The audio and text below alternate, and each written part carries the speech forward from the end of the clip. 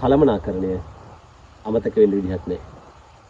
ඔයාලට පාඩමට මගේ පිපිඤ්ඤ කොටුව මතක තියාගන්න. කලමනාකරණය කියන්නේ මේ මැෂින් එකක් ඉස්සරහා ඉඳගෙන AC කාමරයක ඉඳලා උගන්වන්න පුළුවන් විෂයක් නෙමෙයි. කලමනාකරණය කියන්නේ ප්‍රායෝගික විෂයක්.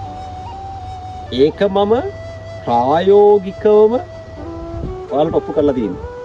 මේ තියෙන්නේ මගේ තල්වත ෆාම් එකේ තියෙන මේ සාර්ථක පිපිඤ්ඤ වගාවක්. මේකේ කලමනාකරණයේ කාර්යයන් හතර මම හරියටම යොදාගෙන තියෙනවා. සැලසුම්කරණය, සංවිධානකරණය, මෙහෙයවීම, පාලනය. ඔය කියන කාර්යයන් හතරම මම මේකට සාර්ථකව අනුගමනය කරලා තියෙනවා.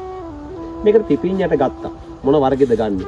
මේකේ පස නිර්මාණය කරන්නේ, මේක පස හදන්නේ කොහොමද? මේකේ පාති දාන්නේ කොහොමද? මේකේ ඇට හිටවන්න ඕන කාලය පවා මම තීරණය කරා. සැලසුම් කරන්නේ.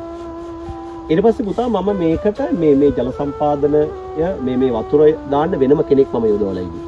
මේකට තෙල් ගහන්න වෙනම කෙනෙක් යොදවලා තියෙනවා. පුතා මේකට මේ පොහොර ටික දාන්න වෙනම කෙනෙක් ඉන්නවා. කොටිම කිව්වා මේ තල්වත්ත ෆාම් එකේ මේ එක එක අංශවලට වැඩ බලන්න වෙනම කට්ටිය යොදලා ඉන්නේ. සංවිධානය කරන්නේ. ඊට පස්සේ පුතා මේක අපේ මගේ තල්වත්ත ෆාම් එකේ කලමනාකරුවෙක් ඉන්නවා. එයා තමයි සම්පූර්ණ මේක මෙහෙවන්නේ. මෙහෙයවීම පරිමේයම මම යොදාගෙන තියෙන්නේ. ඊට පස්සේ මේ පාලනය. මම ඇත්තටම මේකෙන් මම කිලෝ 10000ක් බලාපොරොත්තු වෙනවා.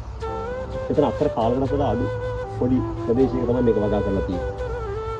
මම මේකේ කිලෝ 10000ක් ගන්නවා ඇත්තටම. මට ඒක පුළුවන්. මම මේක හැම සතියකටම එක දවසක් ඇවිල්ලා කොච්චර කාර්යය මොනවද මම මේක අධීක්ෂණය කරනවා. මම පාලනය කියන එක ප්‍රායෝගිකව කරලා වෙනවා කියන්නේ. ඒ නිසා මේ කලමනාකරණය අමතක වෙන්න විදිහක් නැහැ. ඔයාලට පාඩමට මගේ පිපිඤ්ඤ කොටුව මතක තියාගන්න. එන්න.